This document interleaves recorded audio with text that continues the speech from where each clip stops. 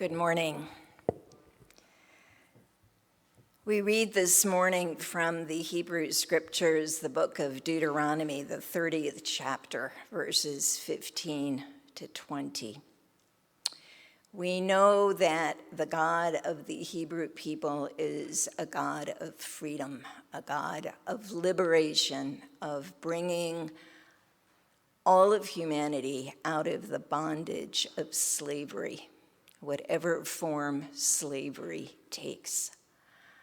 God's purpose is to break our chains, to set us free. See, I have set before you today life and prosperity, death and adversity. If you obey the commandments of the Lord your God that I am commanding you today, by loving the Lord your God, by walking in God's ways and observing God's commandments, decrees, and ordinances, then you shall live and become numerous, and the Lord your God will bless you in the land that you are entering to possess.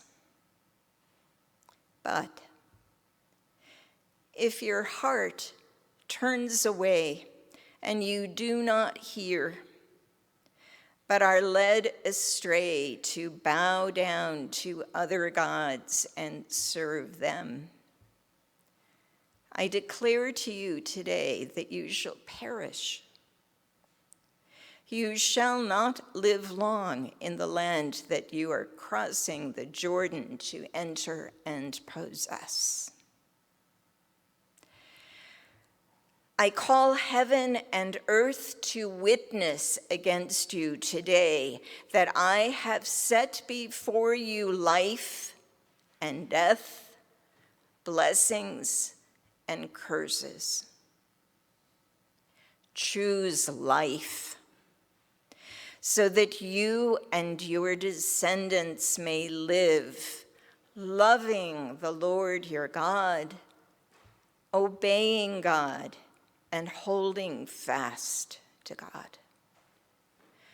For that means life to you and length of days, so that you may live in the land that the Lord swore to give to your ancestors, to Sarah and Abraham, to Rebekah and Isaac, to Leah and Rachel and Jacob. This is the word of the Lord.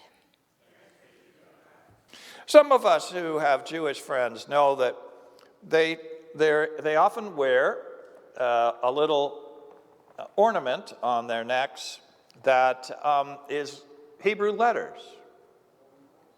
Do you know what they usually are? What they usually say? Chaim, life. I didn't say it right, but.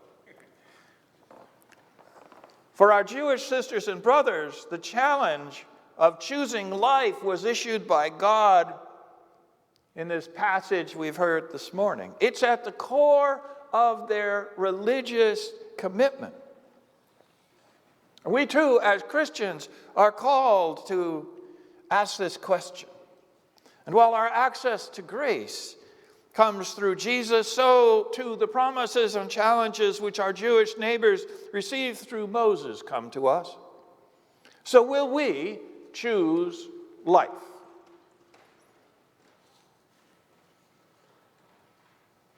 True life comes not from following every inclination of our minds and hearts like a young dog chasing endless rabbit trails in a meadow, but from a choice to commit to living the commandments of God, and most especially the great commandment of loving God and others. This is the North Star of faithful living. Without it, we can debate theology, we can creatively criticize other people, we can sound religious and even convince people that we are. But we cannot live authentically our faith without embracing the call to live the great commandment of love. For in that is true life. Loving God is not a soupy sentimentality, but a deep commitment to place God at the very center of our lives, the object of our love, the recipient of our full attention, and the purpose of our being in the world. Remember, if you will, falling in love with somebody. Just remember that. Just remember how you just wanted to pay attention to that person all the time. That person was the focus of your life. That you wanted to care for that person, to comfort that person. You wanted to be with that person. You wanted to be as close as you possibly could.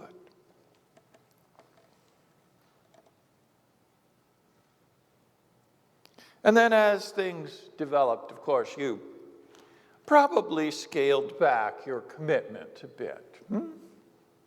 It seems to happen. We scale it back.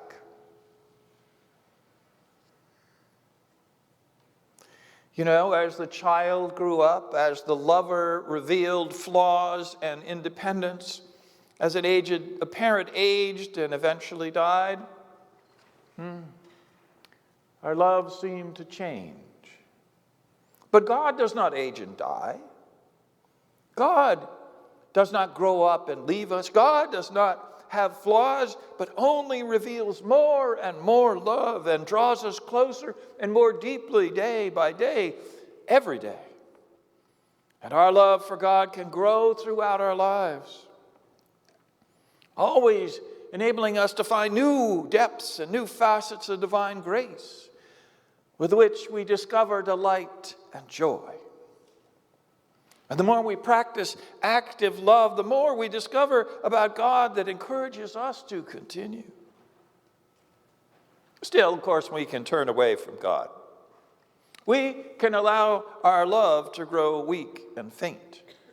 We can give over to diversions and fantasy and delusions of self-grandeur. Also, we can simply let our passion for love just sort of slip away drop by drop until it is nothing but an anemic shadow of real love. I think we all have the tendency to do this, don't we? We've got pretty short attention spans. So will we choose love? Will we choose love? It's a question we must meet daily and even more often than that.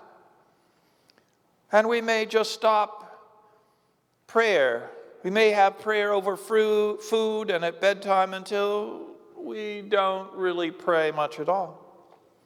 We may skip a Sunday worship for good reason and then it becomes a habit.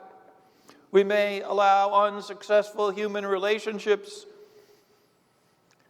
occasions of being manipulated and abused and used to make us callow and hard and insensitive to others. We may read our Bibles with zeal at first and then stop altogether. We may help people who in need until someone abuses our generosity or scares us. It is easy to allow this to slip, and none of us are really exempt. But if we rekindle our love daily, if we allow ourselves to really appreciate the grace and love that God gives us afresh every day, we will continue in profound thankfulness that makes us keen to reach out to God and holding fast to God as one holds fast to a beloved. And when circumstances pull us apart, we reach out and hold fast, and we are renewed with zealous love. This is choosing life. It is a simple question, a profound question. Not just for individuals, but for the church, the people of God. If we let love go, the relationship grows stale and sour and stagnant. It just dies. And with it, we die too. We die 1,000 deaths of isolation and hollowness, of loneliness and grief and hopelessness. Oh, and we can hide this from our consciousness by pretending that having money and stuff and exciting entertainments will be enough. But it isn't. The shallowness of it eventually becomes more and more difficult to ignore. Yet, sadly, folks who have lost the power of loving God give up on God entirely, blaming God for the problem. They wander the earth in search of they know not what. But when we reach out in love to the one who loves us beyond all measure, we will discover life again in its fullness, in its completeness and joy. Do we choose love? Do we choose to love God and to receive the love that God has for us? Remember being in love. Remember the joy. And follow that joy and thankfulness into attentiveness. And let the love of God reach out and fill you and renew you and give you life. So that no matter what the world brings you, you experience life.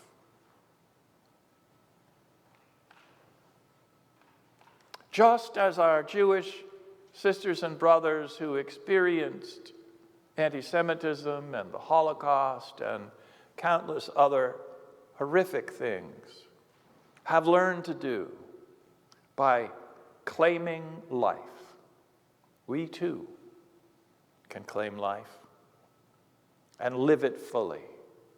Thanks be to God. Amen.